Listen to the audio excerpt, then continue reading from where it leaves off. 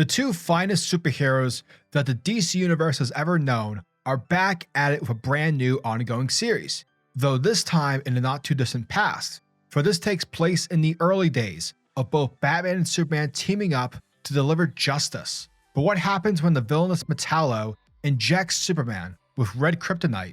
How will Batman the Dark Knight react to this uncanny situation? Batman and Superman World's Finest, issue number 1, tells a story that's set a few years into both Superman and Batman's professional team-up career. And through the way that this book is set up, by the placement and the timing for these characters, the issue brings back the feels of the Silver Age into modern day comics. And hot damn on a stick, folks, Mark Waid is able to pull it off with amazing success. Now obviously anyone who's a fan of DC Comics knows of Mark Waid, and the fact that, he's a billion years old, which typically in today's world of comics, that can be at times risky, given the whole generational gap. Plus, sometimes when a beloved writer returns to write stories that are in canon but aren't taking place in the current present, it can feel awkward and just simply out of place. Yet Mark Waid proves in this issue that he isn't just some old writer whose heyday was back when he was writing Flash or Kingdom Come. Instead, what Waid manages to do so well is pay tribute to the past, while still being able to ground Superman and Batman within the modern day landscape. Therefore, because of this, it adds that flavor of Silver Age goodness. Another thing that needs to be mentioned is the book's plot. Waid does a fantastic job in making sure that the stakes are legit and that they continue to remain dire during the course of the issue. The book also doesn't become a cliche where Batman is forced to fight Superman. Rather, Superman is shown to be struggling due to the effects of red kryptonite. And with this taking place in the early stages of their career, Batman is left with not knowing on what to do, which is great, because as I've said on this channel multiple times, I fucking hate whenever a writer writes Batman in a way where he's built up a contingency plan for everything, from someone drinking too much water to butt fucking in the Batcave. Like, I get it, Batman is dope, but hey, maybe let's give the man a challenge. And so I appreciate that Waid is not having Batman be the answer for everything. Instead, the solution comes with the arrival of the Doom Patrol. And my god, what a fantastic inclusion. And yeah, it makes sense that he would call upon the group for help, since their whole shtick is dealing with weird stuff. And at the moment, red kryptonite is pretty weird. When it comes to the book's art, it's simply amazing. Dan Mora knocks it out of the park. Everything looks so fun and alive, plus the look of it just feels consistent. Of course, cities like Metropolis and Gotham clearly don't look the same, one being day and the other night, yet Mora finds a way to have it all blend together extremely well, while still giving that dab of Silver Age tone, layering the book. And the colors by Tamara Bonvillain are amazing. Everything looks fresh and vibrant, and it's extremely well done. Overall, Batman Superman World's Finest is a fantastic start to a new monthly series that I cannot wait to continue reading. If the creative team stays consistent with the book's quality, then we have a hot new series for everyone to check out. Batman Superman World's Finest issue number 1 gets a sexy 10 out of 10.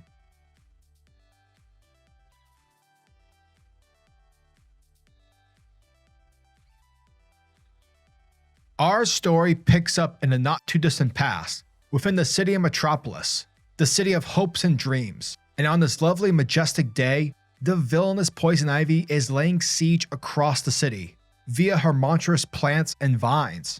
Now while all this is going down, we switch over to the Daily Planet, and with the building being affected by Ivy's attack, Perry White, who's being a great boss, unlike Jack, begins to evacuate the building.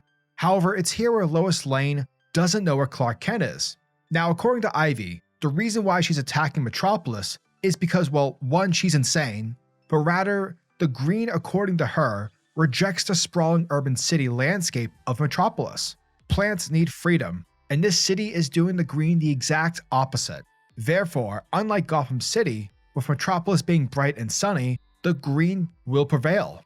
But fuck you, Ivy, because it's here where we see the arrival of Batman and Dick Grayson's Robin, and they're here to foil her plans and to bring Poison Ivy back to Arkham.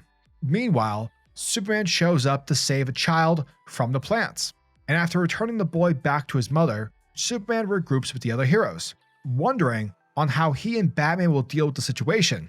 given the fact that Ivy is one of Batman's villains, yet she's here fighting on Superman's turf.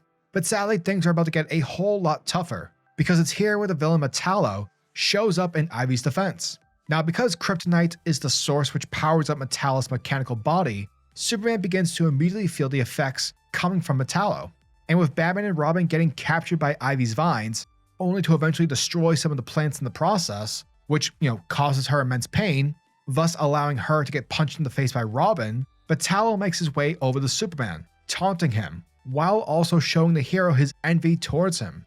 Because unlike Superman, given the context of Metallo's situation, the dude can't feel anything. The only thing keeping Metallo alive is the one thing that can actually kill Superman. Therefore, if you think about it, Superman resembles hope and justice, essentially a better tomorrow. How can Metallo feel goodness if the only thing that's keeping him alive has the power to destroy Superman, to destroy mankind's symbol of hope? So yeah, it's definitely fair to say that Metallo's mindset is pretty much in a dark place. But anyway, once he gets close enough, Metallo reveals a syringe filled with red liquid, which is revealed to be red kryptonite, and boom, he jabs Superman with the syringe, infecting our hero with red kryptonite, and this is causing Superman to freak out, grabbing the attention of Batman and Robin. And after these two are done dealing with Ivy, Robin, using acrobatic prowess, manages to stab Metallo at the core of his kryptonite body, thus disabling Metallo out of the fight. However, if we were to quote the Arbiter from Halo, we trade one villain for another, folks, because with Superman being affected by the red kryptonite, that spells trouble. And while Batman literally has no idea on what to do, since this is only their third year into teaming up, across the distance we see two shadowy silhouettes watching from afar, with one of them, someone with horns, maybe Magog, telling his counterpart that this is where the fun begins. And thus, this is where we get a flashback in time, where Batman and Superman within their respected cities communicate as they begin to ready themselves to kick butt, because seemingly the Penguin, Oswald Cobblepot, has captured Robin, who discovered that the Penguin has begun a gun-running trade, though not through conventional weaponry. Rather, Penguin has been making deals, thanks to Lex Luthor's connections with the weaponeers of Quad from the Anti-Universe. The weapons that the guys are selling the Penguin to distribute are some badass weapons, powerful enough to take out Batman, and more importantly, to take out Superman. But unfortunately for Penguin, his hopes and dreams are about to get crushed, because Batman and Superman show up to save the day. Thus, while Batman deals with saving Robin and dealing with Penguin, Superman, being the badass that he is, takes care of the weaponeers of Quad via his laser beams and his cold breath skills. Afterwards, once things are taken care of, Batman thanks Superman for his assistance, thanking him, and despite the fact that they don't know each other that well, he appreciates that Superman had his back for him. And from there, the two heroes shake hands, with Superman having no doubt that if he were ever in trouble, then Batman would be there no matter what.